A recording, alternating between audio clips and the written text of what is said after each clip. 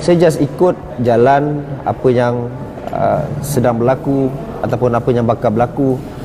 Yelah, semua betul, semua UAS betul, semua Matin betul kan? Sebab yelah, Talita seorang anak perempuan kan. Dulu ada ibu, bolehlah ibu tengok-tengok Talita, bolehlah ibu menangkan Talita. Sekarang tak ada siapa nak menangkan Talita. Itulah yang kadang-kadang akan buat kita rasa macam perlunya seseorang yang dipanggil wanita. Syuib 38 atau nama sebenarnya Syahmira Muhammad ketika dihubungi berkata dia pernah beberapa kali bekerjasama dengan Wan Syarmila. Syarmila come outing penggambaran sekali sepatu reunion. Mengenali dia secara peribadi, baik orangnya, comel, pandai bawa. Kawan industri saja, sekali dua saja pernah bekerja sekali. Jadi ia lebih pada kawan macam tulah. Bukan kawan rapat atau selalu bekerjasama tak, tapi lebih pada kawan industri. Suka juga tengok dia sebab dia pandai bawa diri, katanya kepada harian Metro. Menurut Syuib, ibunya adalah peminat Wan Syarmila dan teruja berjumpa pelakon itu buat pertama kali pada majlis tahlil pemergian arwah isterinya baru-baru ini. Mak saya memang minat Wan Syarmila. Dia suka tengok Wan Syarmila berlakon. Mak-mak kita kan suka tengok drama sebelah petang, jadi dia memang suka Wan Syarmila. Kebetulan tempoh hari Makda, Ibu Tiri Siti Sarah menjemput Wan Syarmila datang, jadi dia teruja nak jumpa dan pertama kali nak jumpa berdepan. Itu yang ada video dan gambar, katanya. Dalam masa sama, Syuib mengakui ada berbincang dan bercakap soal jodoh jika itu sudah ditentukan Allah. Jawab sebagai seorang ayah tu, ialah nak jadi ayah dan ibu pada yang sama tu, sukar tak? Ialah ibu kan sekadar orang kata, bukan nak bagi pendidikan saja, emosi diorang nak kena jaga, sekeseluruhan tanggungjawab di bahu seorang. Sukar atau tidak? Sebenarnya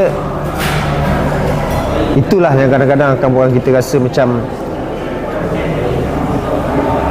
perlunya seseorang yang dipanggil wanita. Contoh keadaan sekarang kan, itulah kadang bila nak cerita pasal jodoh ni pun takut juga ni orang akan bercakap itu dan ini. Tapi bila nak cerita pasal anak-anak tu yang jadi macam secara fitrahnya saya memang nampak yang diorang ni perlukan seseorang yang namanya wanita. Sebab walaupun saya ada dekat situ, of course saya buat semua. Saya memang serahkan kehidupan saya untuk anak-anak. Tapi mungkin ada part-part yang mungkin saya tak boleh nak buat. Mungkin ada bahagian-bahagian dia, sentuhan seorang ibu, sentuhan seorang wanita, itu yang mungkin tak ada pada saya. Sebab saya ada anak perempuan seorang, Talita. Which is Talita ni dia rapat sangat dengan mak dia dulu. So dia berkongsi banyak benda dengan mak dia. So bila tak ada mak dia tu, memang nampak dia yang paling ketara. Bila jadi apa-apa, dia akan down. Dia akan selalu cakap macam yelah Dekta memang tak ada orang nak sayang sangat, semua lebih ke adik-beradik lain. Dekta lah tak ada ibu. Dia selalu ulang macam, sekarang dia selalu ulang benda tu. Bila disebut Dekta dah tak ada ibu tu, perasaan Syuib menikam-nikam. Kadang macam nak tutup mulut dia kan. Pasal banyak kali dah jadi sebenarnya. Kadang-kadang mungkin lack of attention untuk dia pun akan sibuk dengan penyakit. Buatkan kadang-kadang dia, kalau contoh dia bergaduh dengan adik-beradik dia kan, dia akan loud macam tu tau. Dia akan meluahkan perasaan dia. Dia keluar tau benda-benda macam tu kan. Itu yang terkadang yang saya rasa macam memanglah memang Allah tu jadikan memang wanita tu hebat. So dia ada part-part yang memang untuk anak-anak tu, anak-anak dia perlukan sentuhan seorang ibu kan. Kadang saja saya gurau-gurau kan, kalau dia nak kahwin boleh ke? Talita Matin akan cakap boleh. Dia tanya Iwas, boleh ke? Boleh tak?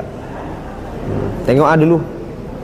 Dia boleh nampak kadang-kadang jawapan daripada dia tu buatkan saya macam okey, baguslah jawapan dia, berguna untuk saya. Sebab untuk tahan dia daripada sebab jawapan dia tu seolah-olah bukan, jawapan dia tu ikhlas.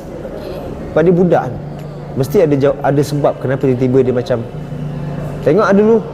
Memang sebenarnya mak saya ni dia banyak mempengaruhi apa yang ada sekarang, pemikiran saya.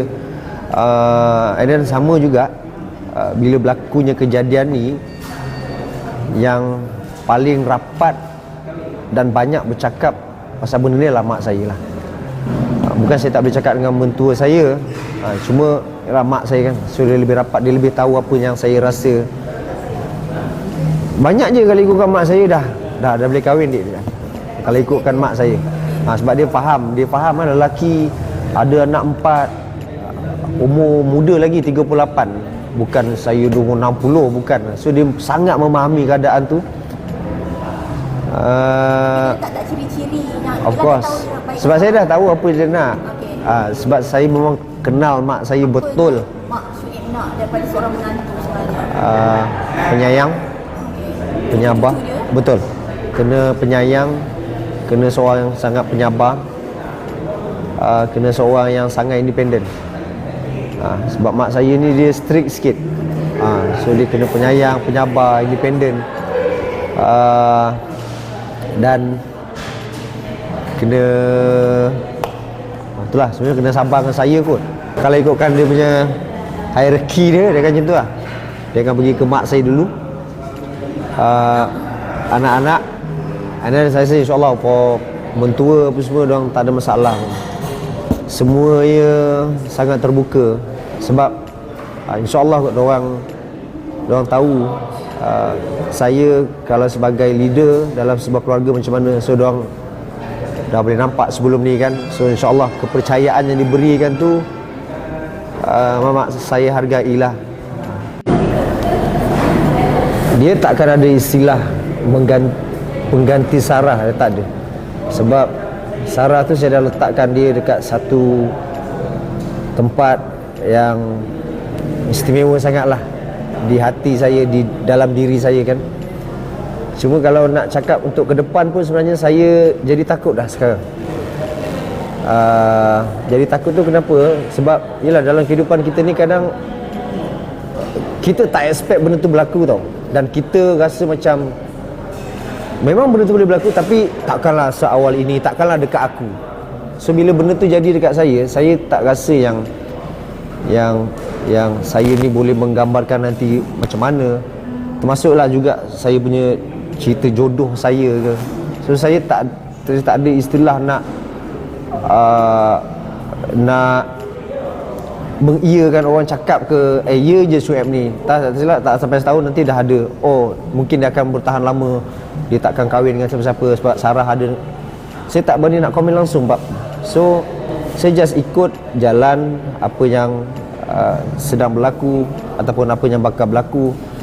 Dulu saya akui saya kadang-kadang berlebih-lebih dalam banyak benda. Tapi sekarang saya rasa macam saya nak bersederhana dalam banyak benda. Dulu kadang-kadang lebih bercakap, rasa macam menyesal balik dengan apa yang kita cakap.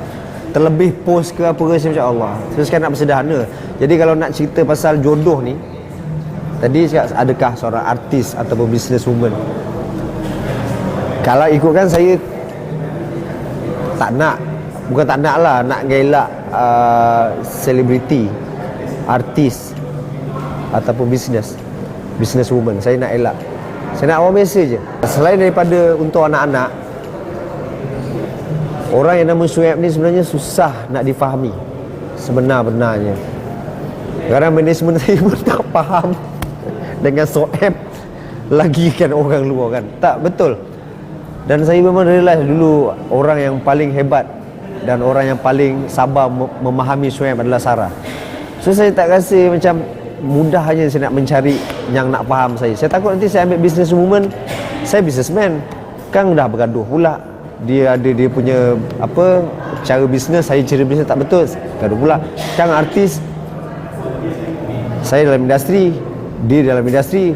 Dulu rumah saya pun dalam industri, kan.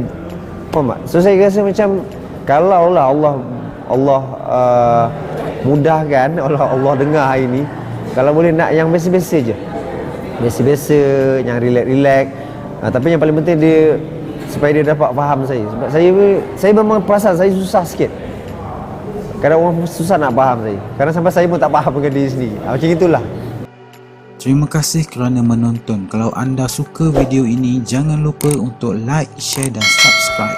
Kita jumpa lagi dalam video akan datang.